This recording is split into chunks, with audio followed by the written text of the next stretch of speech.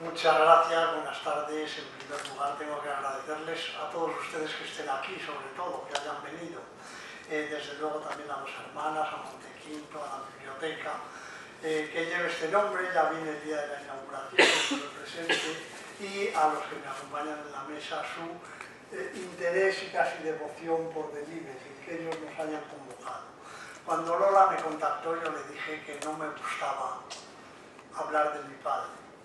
Es verdad que hace 2 años murió, hemos recordado su fallecimiento el lunes en Valladolid, hace muy pocos días, y es obligado recordarlo todo el tiempo, pero cuesta mucho casi cambiar la actitud también, como decía mi padre en el vídeo, como se dice ahora, cambiar el chip y ponerte profesional, y en vez de ser hijo decir, bueno, voy a hablar de él ante el público de fuera, da un poco de pudor, cuesta un poco.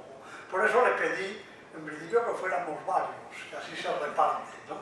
Y luego le expliqué también que yo me daba cuenta que no me cuesta hablar de mi padre, lo que me cuesta es prepararlo, pensar que lo tengo que hacer. Cuando otros hablan, entro al trapo y contesto, y hablamos y además me siento a gusto, ¿no?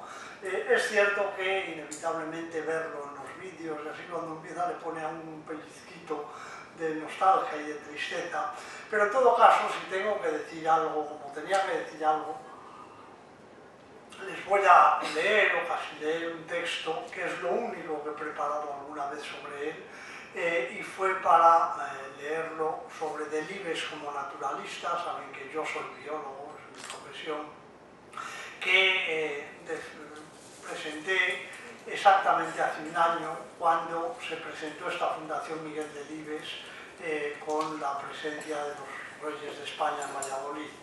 Entonces me pidieron que hablara unos minutos, me encargaron que fuera de Delibes naturalista, y como eso, haciendo de tripas corazón, no me quedó más remedio que hacerlo. Pues es lo que les cuento aquí para justificar. De todas formas, ya les digo, yo espero que después de que hablen mis compañeros de mesa, vamos a poder charlar y charlar también con ustedes y contestar lo que pregunten, y esto me va a ser sin duda más cómodo y más fácil. En todo caso, les leo algo de Miguel Delibes como naturalista. Y es una tarea difícil hablar de esto, no porque él no fuera experto en naturaleza, y tampoco, aunque sea inmodestia, porque yo carezca de condiciones para tratar el tema. Es complicado, como pueden imaginar, porque Miguel Delibes fue mi padre, y para mí, que él fuera padre es mucho más que él fuera naturalista o cualquier otra cosa. En todo caso, para decirlo en poco tiempo, ¿qué clase de naturalista fue Delibes? Pues desde luego no fue un experto. Mi padre aprendió a ser naturalista de su padre, mi abuelo, igual que mi hermano Germán y yo lo aprendimos de él. Por esa razón llamábamos cuclillo a la bubilla, maricas a las urracas, malvices a los zorzales y pajarotas a las alondras y cogujadas. También, por supuesto, para él y todavía hoy para mí, pese a mi profesión, todas las aves son pájaros. Los naturalistas expertos detestan estas faltas de exactitud y de rigor, pero para mi padre, como para otros naturalistas pegados al suelo, las cosas son simplemente como las gentes las llaman. Su escuela no fueron los libros, sino los campos cercanos que vivían en ellos y de ellos. No le preocupaban, reitero, los nombres oficiales de animales y plantas, y menos aún los nombres técnicos. Le fascinaban, en cambio, las nuevas denominaciones que oían los pueblos mientras salía de caza. Recuerdo el día en que Emiliano, el guarda de Villanueva de Duero, pueblo de Valladolid, llamó quincetas a las avefrías, algo que nunca ninguno habíamos oído antes. Cuando llegamos a casa, mi padre acudió presuroso al diccionario de la Real Academia y no encontró quinceta, pero sí quincineta. En el diccionario de la Academia, la voz quincineta remite a avefría. Mi padre se entusiasmó, me lo trajo emocionado y me dijo con una gran sonrisa: este Emiliano es un sabio. Años después, como muchos de ustedes saben, intentó ilustrar a la propia Real Academia incorporando al diccionario muchos otros nombres de aves. Con las quincetas, a lo largo de su vida, incorporaría a su lista de nombres el de Baribañuela para hablar de la limoche, o el de Torda Pedresa para hablar del zorzal, que eran las denominaciones que estaban a estas especies en Sedano, el pueblo de Burgos, donde tenemos una casa familiar, y con las que sorprendía a sus interlocutores. Por el mismo motivo, aceptaba sin discusión que las perdices que cazó hace 50 años en Argentina o Chile fueran perdices, por más que evidentemente no lo sean. Hijo, me decía cuando yo le decía eso no son perdices, si les llaman perdices, perdices serán. No tienen por qué ser iguales que las de aquí. Los biólogos no deberíais ser tan engreídos. Pero solo ocurría esta asimilación cuando la vivía o la oía él mismo. Una vez le conté que en los Andes de Argentina llamaban a butardas a unos gansos salvajes y le pareció una aberración. Todo esto refleja algo que mi padre no se cansó de repetir acerca de sí mismo. No era un intelectual al uso. La naturaleza importante para él era la misma importante para la gente del pueblo que da nombre a las cosas. ¿Y qué naturaleza es esa?, pueden preguntarse. Evidentemente la naturaleza útil o la perjudicial, la que puede comerse o te come, la que puede cazarse o pescarse y la que daña a la caza y la pesca, la que daña a los cultivos y la que los defiende, las flores que adornan los campos y las ortigas que les vuelven incómodos. Probablemente era poco ortodoxa también su forma de acceder y conocer esa naturaleza que amaba.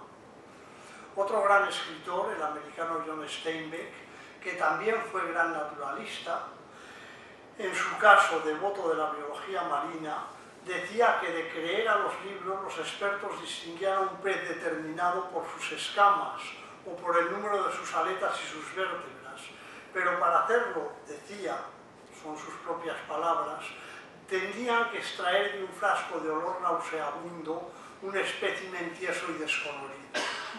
Yo prefiero, seguía Steinbeck, conocer otra realidad, saber si ese pez tira fuerte del anzuelo, cómo salta dando coletazos en el aire, y luego cuál es su color, cómo lo pierde al morir, cómo huele, qué sabor tiene cuando lo cocinas. El naturalista que se conforma con su pez en formol, termina Steinbeck, ha sacrificado una gran observación sobre sí mismo y su relación con el animal. Mi padre, al que tantos frascos de formol metimos en casa a sus hijos biólogos, nunca cometió ese pecado. Siempre prevaleció en él una aproximación humanista, de tú a tú con la naturaleza. Por eso distinguía muy bien a los grillos macho, que tienen interés porque cantan, de las hembras que no lo hacen. Y por eso identificaba sin vacilar a los peces que se pueden y deben pescar, porque son buenos para comer, y en cambio mezclaba como pescados todos los otros que no deben pescarlos porque no tienen buen sabor y no se comen. Ese argumento le llevaba a rechazar cazar más de lo que se podía consumir y despreciaba por eso las grandes tiradas. Pero en sentido contrario, nunca entendió la moda actual de la pesca sin muerte, tan conservacionista. Si pescas una gran trucha y no te la comes, sino que la devuelves al río, solo has obtenido la mitad del placer del pescador, decía él. En todo caso, Miguel Delibes encontraba en la naturaleza más de temas para escribir una fuente de placer y un motivo de exaltación. Afirmaba que cazando se volvía paleolítico por unas horas, pero uno más bien diría que se convertía en naturaleza, se olvidaba de la urbe y los problemas cotidianos. Tal vez ninguna de sus declaraciones lo refleja mejor que unas líneas del diario de Lorenzo, el cazador, que siempre que las leo me conmueven. El campo estaba hermoso con los trigos apuntados. En la coquina de la ribera había ya chiribitas y matacandiles tempranos. Una ganga vino a tirarse a la salina y viró al guiparnos. Volaba tan reposada que le vi a la perfección el collarón rojo y las timoneras picudas. Solo se sentían los silbidos de los alcaravanes al recogerse en los pinares. Así como nosotros, debió de sentirse Dios al terminar de crear el mundo. Hay en estas líneas, evidentemente, algo de panteísmo, de sagrado. Y pienso también de ansia de iniciación, de necesidad de empezar de nuevo en un mundo aún virginal, justo y limpio. Pero es un mundo, adviértanlo, donde Delibes no está solo, sino rodeado de chiribitas, gangas y cantos de alcaravanes. Sentía empatía con el resto de la vida, se advertía parte de ella, uno más en el conjunto de lo que hoy llamamos biodiversidad. Tal vez ya entonces, sin ser muy consciente de ello, experimentaba la naturaleza o la propia tierra como madre y a veces como madrastra, como ocurre en su libro de la parábola de un náufrago. Creo que esa empatía con el resto de lo vivo, unida a su extremada sensibilidad, explica algunas descripciones de sus libros. Ramón Buckley, autor de un libro que acaba de presentarse, precisamente el lunes, me preguntaba no hace mucho si mi padre había conocido a alguien que, como Pacífico Pérez, protagonista de las guerras de nuestros antepasados, adujera que le dolían los dedos al ver podar los árboles o la boca al sentir un pez clavado en el anzuelo. Le contesté, para su sorpresa, que apenas me costaba esfuerzo admitir que mi padre hubiera imaginado en sí mismo tales sensaciones. Naturalmente, me dirán, un hombre así no puede ser cazador y pescador, y Delibes lo era. Él ha escrito mucho sobre ese tema y no dedicaré mucho tiempo. Simplemente hablaré de mí. Hace unos años, un periodista me preguntó quién y cómo me había enseñado a amar la naturaleza. Fue Rodríguez de la Fuente, con el que usted trabajó, me dijo. Y le respondí, no, fue mi padre, cazando. Me obligó a repetirlo porque no lo podía creer.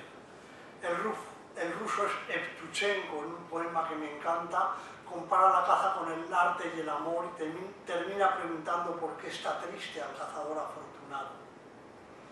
En plena actividad cinegética, con la adrenalina a tope y desafiado por las perdices, Miguel Delibes no se ponía en absoluto triste cuando la caza le iba bien, pero sí que recordó muchas veces con pesar algunas liebres u otras piezas que habían quedado heridas en el campo y ocasionalmente habíamos vuelto a ver horas o días más tarde.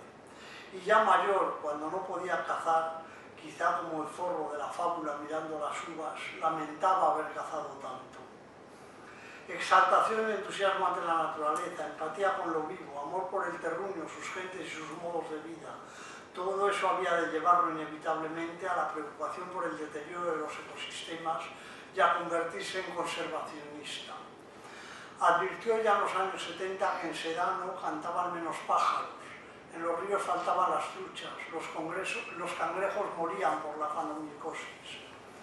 Cuando llegó el día de escribir su discurso de ingreso en la Real Academia, que debía a la memoria de mi madre, decidió que quería hacer de él una llamada conservacionista. Yo era ya biólogo entonces, estaba escribiendo la tesis doctoral y había poco antes leído su tesina. Mi padre me pidió ayuda y decidió que aquel discurso sería su tesina.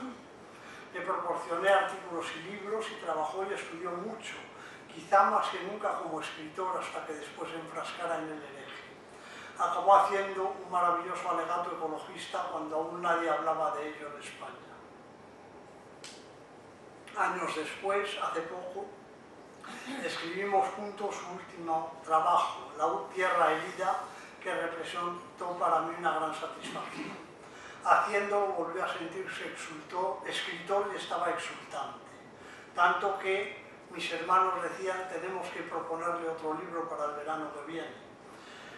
Hablábamos por las mañanas y yo transcribía por las tardes la conversación al ordenador. Y si acaso había avanzado poco, a la mañana siguiente me reñía. Y como yo protestara argumentando que me había quedado hasta la madrugada y luego apenas podía dormir dando vueltas a lo escrito, me decía conmovedor, esa vigilia del creador, ¿quién la pillara de nuevo, hijo?